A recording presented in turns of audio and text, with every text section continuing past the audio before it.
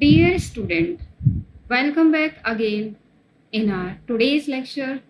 So, as you can see that today we are going to talk about on the topic role of teachers in teaching the hearing impaired students. So, before going to start our new topic in detail, let's understand the meaning of hearing impairment. So basically, if we talk about the hearing impairment, among the five sense organs, ear is not only responsible for tactile sensation but also paves the ways for awareness in the environment. Also, it helps to learn a language and the skills of speaking it. When one loses his hearing capacity, he is unable to adjust and face the problems in the society. So, hearing is defined as the reception of the environment sound, knowing the properties of the sound, by whom it has been made. Defect in listening and understanding the conversation is called listening disability, and it affects the natural growth of the children and behavior.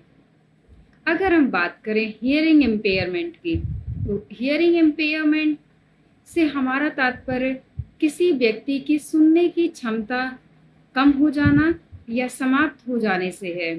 अगर किसी विद्यार्थी या किसी व्यक्ति को सुनने में कहीं ना कहीं असुविधा हो रही है या सुनने की जो क्षमता है वह कम हो गई है, तो ऐसे विद्यार्थी या ऐसे व्यक्तियों को हम हियरिंग इम्पेयरमेंट की श्रेणी में रखते हैं। And specially it affects hearing, speaking and understanding abilities.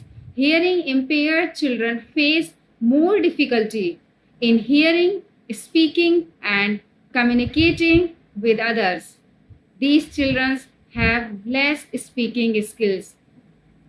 प्रायः देखा जाता है कि जो हियरिंग इम्पेयर्ड स्टूडेंट्स हैं या हियरिंग इम्पेयर्ड विद्यार्थी हैं, उनके स्पीकिंग स्किल्स बहुत कम होते हैं, क्योंकि वे सुन नहीं पाते हैं. जब सुन नहीं पाते हैं तो उनकी वोकैब स्ट्रॉन्ग नहीं हो पाती है, उनकी वोकैब डेवलप नहीं हो पाती है, जिस वजह से उनके जो स्पीकिंग स्किल्स हैं वो ग्रो नहीं कर पाते हैं.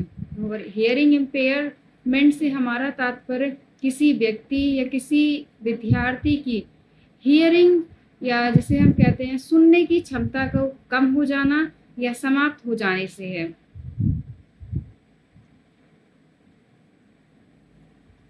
Now next we are going to discuss about the reasons for hearing impairment. Hearing impairment के क्या रीज़न हैं, क्या कारण हैं? So basically we have categorized the reason into two. The first one is genetical factors. That means it's related to the genes, and the second one is non-genetical factors, अर्थात unrelated to the jeans. हम अगर बात करें causes की, hearing impairment के क्या causes हैं, क्या कारण हैं या क्या रीज़न रहे हैं, तो हम इसको दो में कैटेगराइज कर सकते हैं. पहला आता है आपका जेनेटिकल फैक्टर, जिसे हम अनुवांशिक कारण कहते हैं, और दूसरा आता है आपका नॉन जेनेटिकल फैक्टर, जिसे हम जो नॉन जेनेटिकल हैं, जो अनुवांशिक नहीं है, जो हमारे जीन से रिलेटेड नहीं है. So first let's discuss about the genetical factors. अगर हम बात करें जेनेटिकल फैक्टर्स की, so the first one is warden-Perk syndrome. One who has this syndrome should Mary another person with this syndrome to deliver a normal child without this hearing impairment. Otherwise, there are more chances for the birth of hearing impaired babies. अर्थात अगर हम बात करें कि जिस व्यक्ति को यह सिंड्रोम है, उसे इस सिंड्रोम वाले किसी अन्य व्यक्ति से ही विवाह करना चाहिए, ताकि जो हियरिंग इम्पेयरमेंट की समस्या है या इस प्रकार की समस्या से ग्रसित या पीड़ित कहीं ना कहीं उस बच्चे को बर्थ ना हो। अन्यथा जो हियरिंग इम्पेयरमेंट की समस्या है और वो चांसेस ज़्यादा रहेंगे कि उनके बेबीज़ में वो श्रवण दोष की समस्या उत्पन्न हो जाए। Now the second one is close relationship marriage. Close relationship marriages में हियरिंग इम्पेयरमेंट की समस्या अत्यधिक देखने के लिए मिलती है। And the last one is genetic factors. Genetic factors या डिफेक्ट्स की अगर हम बात करें तो ऐसे बहुत आनुवांशिक कारण है जिसकी वजह से जो हियरिंग इम्पेयरमेंट की समस्या है वह प्रायः व्यक्तियों में और विद्यार्थियों में परिलक्षित होती है। तो ये आवश्यक है कि इस प्रकार की समस्याओं को रोका जा सके।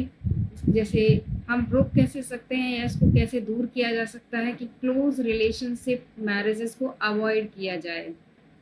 और सेकंड है अगर हम बात करें ये वार्डनबर्ग सिंड्रोम, इसकी समस्या से बचने के लिए ये आवश्यक है कि यदि किसी व्यक्ति में इस प्रकार के सिंड्रोम की समस्या है तो वह व्यक्ति उसी प्रकार अपने ही जैसे व्यक्ति के साथ विवाह करे जिससे कि जो बेबीज का बर्थ हो वह श्रवण दोष रहित बच्चा पैदा हो। Now the next one is non-genetical factors. If we talk about non-genetical factors, so the first one is chickenpox. Chickenpox is also the responsible for hearing impairment problem. Second one is high fever, flu fever या dengue fever. Now third one is inflammation in inner ear during the accident, and the next one is defects in the ear brain nerves, and the next one is brain injury disturbing the growth of language skills, and the next one is exposures to loud noise, and the last one is malnutrition during pregnancy. अगर हम बात करें non genetical factors की जो अनुवांशिक नहीं हैं, ऐसे कौन कौन से कारक हैं जो हियरिंग इम्पेयरमेंट की समस्या के लिए रिस्पॉन्सिबल हैं। तो पहला आता है आपका चिकन पॉक्स। चिकन पॉक्स कभी कभी इतना गंभीर रूप धारण कर लेता है कि बच्चे में सुनने की क्षमता कम हो जाती है या समाप्त हो जाती है। सेकंड था आपका हाई फीवर। कभी कभी फीवर जो है जैसे लाइक फ्लू फीवर है, डेंगू फीवर है, कभी कभी ये अत्यंत विकराल रूप धारण कर लेता है व्यक्ति में या विद्यार्थियों में श्रवण दोष की समस्या उत्पन्न हो जाती है हाई फीवर की वजह से। And inflammation in year during the accident, किसी दुर्घटना की वजह से ईयर में जो इनर ईयर है, जो ऑर्गन्स है, उसमें कहीं ना कहीं कुछ समस्या उत्पन्न हो जाती है इन्फ्लेमेशन की, जिस वजह से व्यक्ति की सुनने की क्षमता कम हो जाती है या समाप्त हो जाती है। And the next was defects in the year brain nerves. Year brain nerves जब डिफेक्ट हो जाती है तब भी व्यक्ति के लिए सुनने की समस्या उत्पन्न होती है। ब्रेन इंजरी जब अगर हम बात करें ब्रेन इंजरी की, तो ब्रेन इंजरी क्योंकि हमारी जो सारी फंक्शनिंग है वो ब्रेन से रिलेट है। अगर ब्रेन इंजरी किसी कारणवश हो जाती है, दुर्घटनाग्रस्त यदि व्यक्ति हो जाता है और ब्रेन इंजरी हो जाती है जिस वजह से कहीं ना कहीं लैंग्वेज स्किल्स डेवलप नहीं हो पाते हैं और व्यक्ति की सुनने की क्षमता भी कम हो जाती है। Now exposure to loud noise, कहीं कहीं बहुत ज़्यादा लाउड नॉइज है जिस वजह से व्यक्ति की सुनने की क्षमता कम हो जाती है। Malnutrition is also the responsible for hearing impairment. So malnutrition during the pregnancy is also the very responsible for hearing impairment. So these are the causes and we have categorized the causes into two. The first one is genetical factor, second one was non-genetical factors. Now next, here we are going to discuss about the symptoms of hearing impairment. So the first one is non-response of the child for loud clapping within 3 feet. अगर हम बात करें symptoms की कि क्या क्या symptoms हैं, क्या लक्षण हैं हियरिंग इम्पेयर्ड चाइल्ड के और कैसे हम उन्हें आइडेंटिफाई कर सकते हैं। So the first one was non response of the child for loud clapping with in 3 feet. कोई रिस्पॉन्स नहीं करना किसी लाउड, अगर हम बात करें ऐसे विद्यार्थियों की जो हियरिंग इम्पेयरमेंट की समस्या से ग्रसित हैं या पीड़ित हैं, ऐसे विद्यार्थी प्रायः जो लाउड क्लैपिंग है उस पर रिस्पॉन्स नहीं करते हैं। Now second one is unable to turn towards the direction of the sounds की डायरेक्शन में टर्न नहीं करना, ये भी एक बहुत बड़ा सिम्टम है। इससे ये पता लगता है कि बच्चे में कहीं ना कहीं हियरिंग इम्पेयरमेंट की समस्या है, बच्चा सुन नहीं पा रहा है। Now third one is delay in understanding. That means बच्चा जो जिस बच्चे से जो कहा जा रहा है उसे सुनने में बच्चे या उसे समझने में कहीं ना कहीं बहुत टाइम लग रहा है। इसका अर्थ है कि बच्चे की सुनने की क्षमता या कम है या समाप्त हो गई है। Now the next one is insist the teacher to repeat the instructions. बार बार विद्यार्थी के द्वारा या व्यक्तियों के द्वारा ये कहना टीचर के लिए कि रिपीट कीजिए इंस्ट्रक्शंस के लिए, तो ये दर्शाता है कि बच्चे की सुनने की क्षमता कम है। Now fifth one is keen observation of the facial expression of teacher while talking. जब विद्यार्थी शिक्षक के फेशियल एक्सप्रेशन पे ज़्यादा फोकस करने लगता है, बिकॉज उसकी फेशियल एक्सप्रेशन से वह समझता है थॉट्स के लिए इन कंपैरिजन कि वह क्या कह रहा है, सुनने के बजाय वह फेशियल एक्सप्रेशन पर ज़्यादा फोकस करने लगता है। तो ये एक जो ऑब्जर्वेशन है, ऑब्जर्वेशन के थ्रू बच्चा समझता है कि टीचर क्या कह रहे हैं। कहीं ना कहीं बच्चे की सुनने की क्षमता कम हो रही है या समाप्त हो गई है। Now the next one is very low level skills in listening and understanding. ऐसे विद्यार्थियों की लिसनिंग और अंडरस्टैंडिंग के स्किल्स बहुत लो होते हैं। Next one is more stammering while speaking and very poor in reading. ऐसे विद्यार्थी रीडिंग में बहुत अच्छे नहीं होते हैं और काफ़ी स्टैमरिंग करते हैं while speaking. Now the next one is bent head to listen to the side of speaker. ऐसे व्यक्ति या ऐसे विद्यार्थी प्रायः बिल्कुल झुक जाते हैं जब स्पीकर की साइड सुनने के लिए और उनके फेशियल एक्सप्रेशंस को ऑब्जर्व करने के लिए, क्योंकि उनके सुनने की क्षमता कम है। Now the next one is non responding while calling. अगर ऐसे विद्यार्थियों के लिए कॉल किया जाता है या उन्हें आवाज़ लगाई जाती है तो वो रिस्पॉन्ड नहीं करते हैं। क्यों? क्योंकि वे सुन नहीं पा रहे हैं। तो ये ऐसे सिम्टम्स हैं जिसकी वजह से हम आइडेंटिफाई कर सकते हैं कि कौन कौन से ऐसे विद्यार्थी हैं जिनकी सुनने की प्रॉब्लम है जिन्हें। Now the next one is disinterested in listening. ऐसे विद्यार्थी प्रायः लिसनिंग के लिए, लेक्चर्स के लिए अवॉइड करते हैं। Now the next one is leakage of पस फ्रॉम ईयर्स। ईयर्स से पस आना ये भी एक बहुत बड़ा सिम्टम है जिससे हम ये आइडेंटिफाई कर सकते हैं, ये डायग्नोस कर सकते हैं कि कौन कौन से ऐसे विद्यार्थी हैं जिन्हें सुनने की प्रॉब्लम आ रही है। Now the last one is seek others help when teacher dictate in the class. जब टीचर डिक्टेट करता है क्लास में, ऐसे विद्यार्थी प्रायः और छात्र की या अन्य छात्र की हेल्प मांगते हैं अपने नोट्स को कंप्लीट करने के लिए। तो ये ऐसे बहुत सारे लक्षण हैं जिसकी वजह से हम ये आइडेंटिफाई कर सकते हैं कि कौन कौन से ऐसे विद्यार्थी हैं जिन्हें सुनने की समस्या आ रही है। Now, next here we are going to discuss about the hearing devices for hearing impaired children. कौन कौन सी ऐसी डिवाइसेस हैं, टूल्स हैं जिसकी वजह से जिससे जो सुनने की क्षमता जिन विद्यार्थियों की कम हो गई है उसको कहीं ना कहीं कवर अप किया जा सके। तो कौन कौन सी हियरिंग डिवाइसेस हैं? So let's understand. The first one is horn, calling bell, flute, drum. Second one is world map and globe. Third one is cartoons. Next one is hearing aids material. Next one is speech box. The next one is music dolls. And the next one is audiometer. And the next one is text to speech. And the next one is audiobooks. And the last one is individual hearing devices and group hearing devices. So these are the hearing devices.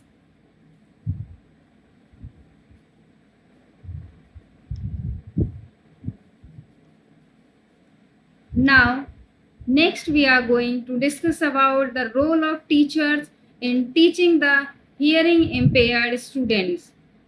अब हम इस विषय पे चर्चा करेंगे कि कैसे एक अध्यापक का क्या रोल है जो हियरिंग इम्पेयर्ड स्टूडेंट्स को पढ़ाने में एक अध्यापक कैसे अपनी भूमिका निभा सकता है. So let's discuss the role of teacher. The first one is the hearing impaired children must have a good view of the teacher in the classroom. A good rapport between the teacher and the students is to be maintained. अगर हम बात करें hearing impaired children की, तो जो अध्यापक हैं उनका point of view बहुत अच्छा होना चाहिए. उनका एक व्यू ऐसे विद्यार्थियों के प्रति पॉजिटिव होना चाहिए. वो उन्हें उस हीन दृष्टि से ना देखें.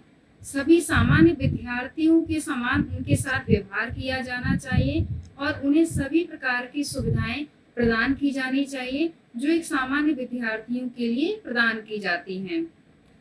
Now the second one is the teachers must look at the faces of these students while teaching. पढ़ाते समय अध्यापक इनके फेसेस पर ध्यान दे या इनकी फेसेस की तरफ देखें, so that they follow the lip movement and the gesture of the teacher. जिससे ऐसे विद्यार्थी जो हियरिंग इम्पेयर्ड की समस्या से ग्रसित हैं, ऐसे विद्यार्थी जो अध्यापक की लिप मूवमेंट को समझ सकें, उसको रीड आउट कर सकें और उनके जेस्चर को अंडरस्टैंड कर पाएं. Now the third one is the teacher should be use more teaching learning materials, especially more visual pictures are to be used. अध्यापक के लिए जो टीचिंग लर्निंग मटेरियल है उसमें विजुअल एड्स का अत्यधिक प्रयोग किया जाना चाहिए. पिक्चर्स, इमेजेस, ग्राफ एंड जो चार्ट्स, इस तरह की चीज़ों का यूज़ करते हुए बच्चे की लर्निंग कराई जानी चाहिए, जिससे कि जो श्रवण बाधित विद्यार्थी हैं वह लर्निंग या अपनी शिक्षा को आसानी से जारी रख सकें. Now the next one is more training for speaking skills should be given. ऐसे विद्यार्थियों के लिए स्पीकिंग स्किल्स की ट्रेनिंग प्रोवाइड की जानी चाहिए. Now the next one is while teaching new lessons real object must be used.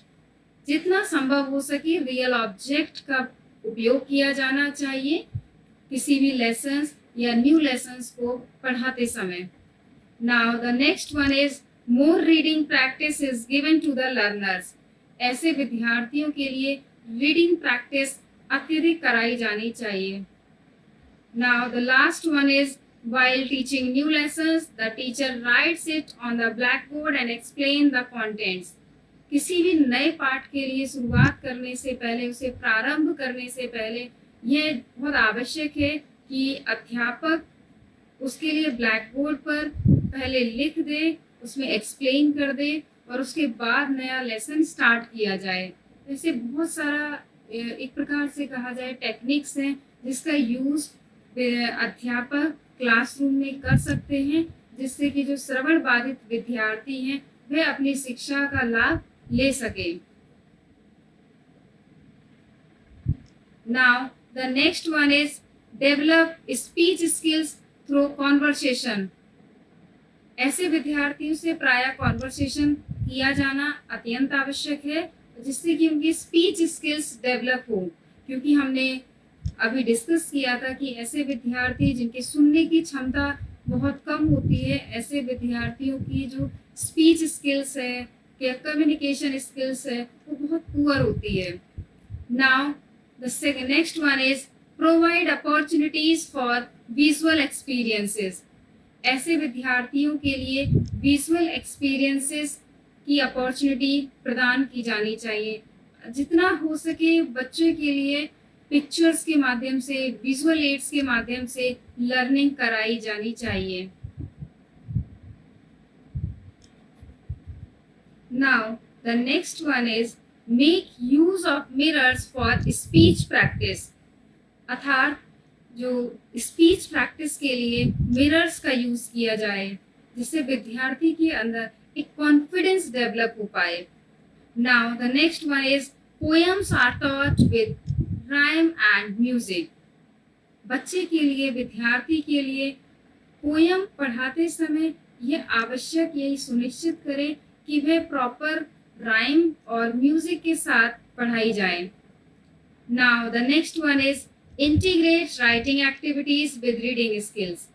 Reading skills के साथ राइटिंग स्किल्स को या राइटिंग एक्टिविटीज को इंटीग्रेट किया जाए। Now the next one is train the students to read simple sentences. विद्यार्थियों के लिए इस प्रकार का प्रशिक्षण दिया जाए कि जिससे विद्यार्थी सिंपल सेंटेंस को रीड आउट कर सके। Now the next one is provide opportunities for the children to learn drama and conversation lessons in a simple way. विद्यार्थियों के लिए इस प्रकार की अपॉर्चुनिटी प्रोवाइड की जाए जिससे विद्यार्थी ड्रामा और कॉन्वर्सेशन को, ये जो लेसन्स है उसको ड्रामा और कॉन्वर्सेशन के माध्यम से सीख पाएं या उसको समझ पाएं। Now, the next one is ascertain whether the students use the hearing aids properly in the classroom। अध्यापक ये सुनिश्चित करें कि जो विद्यार्थी हैं जिनको सुनने में असुविधा है या जिनकी सुनने की क्षमता कम हो गई है या समाप्त हो गई है, वह प्रॉपर हियरिंग एड्स का यूज कर रहे हैं या नहीं। Now the next one is more colorful picture charts and flashcards are to be used। Classroom में टीचिंग कराते समय ज़्यादा से ज़्यादा colour chart papers, graphs, flash cards, pictures, images, इसका प्रयोग किया जाना चाहिए जिससे लर्निंग के लिए अट्रैक्टिव बनाया जा सके और टीचिंग लर्निंग प्रोसेस को बहुत इंजॉयबल बनाया जा सके। Now the last one is teacher creates opportunities to bring out individual talents and creativity। Teacher का एक बहुत अहम रोल होता है बच्चे के अंदर से क्रिएटिविटी और जो उसका टैलेंट है उसको निखारने का। ऐसे बहुत सारी ऐसी टेक्निक्स हैं जिसके माध्यम से जो श्रवण बाधित बच्चे हैं उनकी लर्निंग को बेहतर बनाया जा सकता है। और इसमें सबसे अहम रोल एक अध्यापक का होता है क्योंकि अध्यापक ही शिक्षा की धुरी है। जिस प्रकार का वातावरण वह अपनी कक्षा में क्रिएट करेगा, बच्चे की लर्निंग उससे डायरेक्ट प्रभावित होगी, डायरेक्ट अफेक्ट होगी। तो ऐसे विद्यार्थी जो श्रवण बाधित हैं उनके लिए आवश्यक है इस प्रकार की टेक्निक्स का यूज किया जाए कक्षा में जिससे उनकी लर्निंग बेहतर बन सके और वह एक सामान्य जीवन यापन कर सके। So thank you।